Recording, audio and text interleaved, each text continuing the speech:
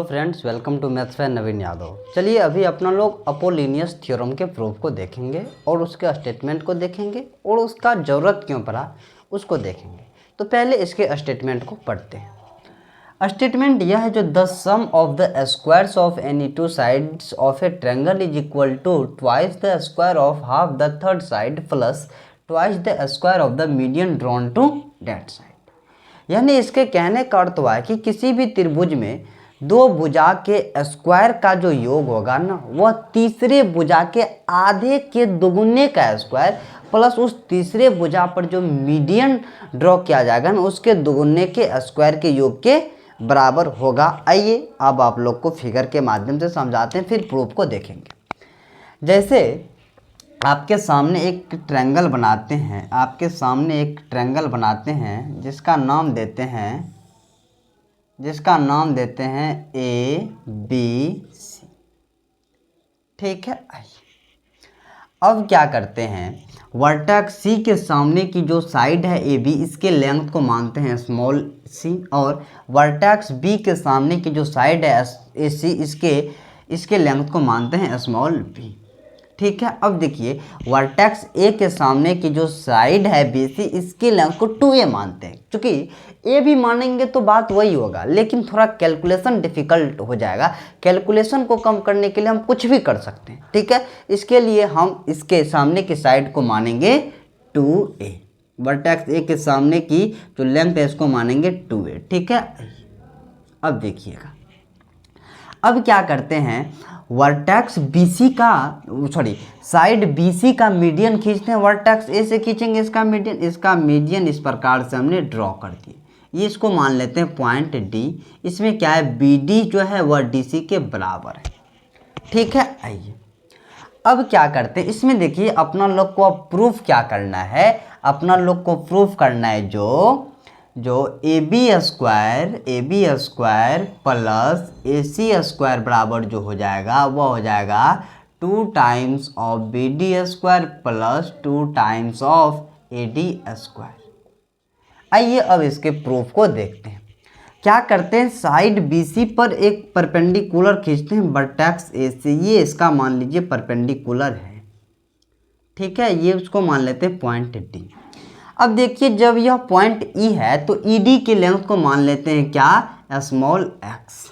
अब देखिए जब पॉइंट D जो है साइड BC का मिड पॉइंट है, साइड BC का मिड पॉइंट है, तो DB का लेंथ स्मॉल है और DC का लेंथ भी स्मॉल है। अब देखिए जब ED की लेंथ x है तो BE की लेंथ a माइनस x हो जाएगा। आइए अब देखिए यहाँ से जब अपना लोग DC का लेंथ तो x है, DC का लेंथ क्या है, स्मॉल a है।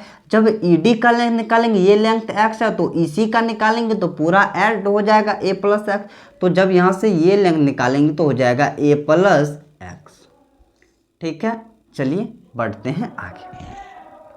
अब देखिए अब देखिएगा इसको, ये जो है लेंथ AE जो है इसको मान लेते हैं P स्मॉल p और इसको मान लेते हैं AD को स्मॉल a। चले आगे। यस सर, चलिएगा देखिएगा आप ध्यान से आगे की बात को। अब देखिए एक राइट एंगल ट्रायंगल बन रहा होगा, ट्रायंगल AEB में जो है, ट्रायंगल AEB में पाइथागोरस थ्योरम आप लोग को पता होगा कि किसी भी राइट एंगल ट्रायंगल में जो हाइपोटेनियस का स्क्वायर होता है ना, वो अन्य दो साइड के स्क्वायर के योग के बराबर होता है। ठीक है, आइए अब देखिए ये 90 डिग्री है, तो 90 डिग्री के सामने की साइड हाइपोटेनियस होगा, यानी कि C स्क्वायर बराबर जो है वह हो जाएगा क्या, a माइनस x का स्क्वायर प्लस p स्क्वायर। इसको मानते हैं इक्वेशन फर्स्ट।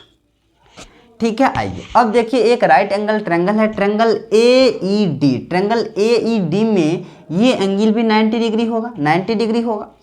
ठीक है, इसमें 90 डिग्री के सामने क्या, स्मॉल n है, तो n स्क्वायर बराबर क्या हो जाएगा, p square plus x square हो जाएगा। इसको मानते हैं इक्वेशन सेकेंड।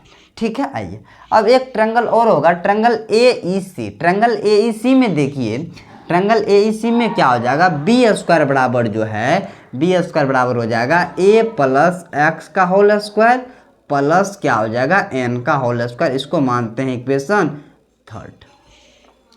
ठीक है। आइए अब क्या करते हैं, अब करते हैं इक्वेशन फर्स्ट और इक्वेशन थर्ड को जोड़ देते हैं। क्या करते हैं, दोनों को जोड़ देते हैं। ठीक है, आइए इक्वेशन फर्स्ट और इक्वेशन थर्ड को क्या करते हैं, जोड़ते हैं।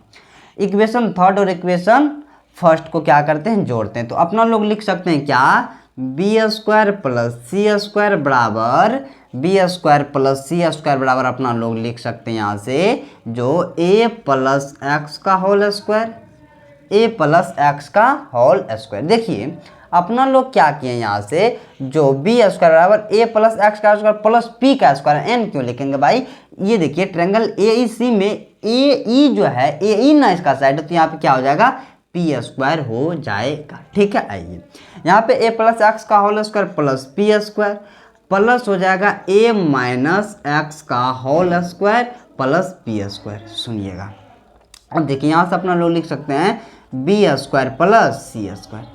अब देखिए एक फॉर्मूला आप लोग जानते होंगे क्या, जो ए प्लस बी का होल स्क्वायर प्लस ए माइनस बी का जो होल स्क्वायर होता है ना, वह हो जाता है 2 इंटू ए स्क्वायर प्लस बी स्क्वायर। ठीक है, आइए देखिए यहाँ पे ए प्लस एक्स का स्क्वायर प्लस ए माइनस एक्स का स्क्वायर है, तो इसको अपना लोग लिखते 2 इंटू ए स्क्वायर प्लस एक्स स्क्वायर। ठीक है, सुनिएगा अब यहाँ पे ये क्या है, 2 स्क्वायर प्लस पी स्क्वायर क्या हो जाएगा, 2p स्क्वायर हो जाएगा।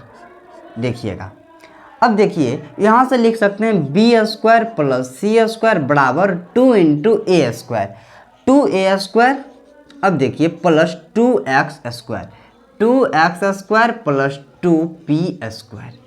ठीक है, आइए बी स्क्वायर प्लस सी स्क्वायर बराबर लिख सकते हैं 2a स्क्वायर। अब देखिए यहाँ से 2 कॉमन लेंगे तो होगा x square plus p square बचेगा, और x square plus p square क्या है, यहाँ पे एन स्क्वायर है, एन स्क्वायर है। आइए अब देखिए अपना लोग क्या कर सकते हैं, बी स्क्वायर जो है, बी स्क्वायर के जगह ए सी स्क्वायर लिख सकते हैं, क्योंकि ए सी के लेंथ को ना स्मॉल बी माने, तो यहाँ पे अपना लोग लिख सकते हैं क्या, ए सी का स्क्वायर, ए सी का स्क्वायर प्लस सी स्क्वायर के जगह अपना लोग लिख सकते हैं क्या, ए बी का स्क्वायर। ठीक है, आइए अब देखिए ए टू ए स्क्वायर की जगह इस बी सी के पूरे लेंथ को क्या माने हैं, 2a माने हैं, तो बी डी का लेंथ भी स्मॉल ए हो जाएगा और डी सी का लेंथ भी स्मॉल ए हो जाएगा। तो ए की जगह अपना लोग बी डी या डी सी कुछ भी ले सकते हैं, लेकिन यहाँ पे बी डी लिए तो यहाँ भी बी डी लेना होगा, 2 इंटू क्या, बी डी का स्क्वायर।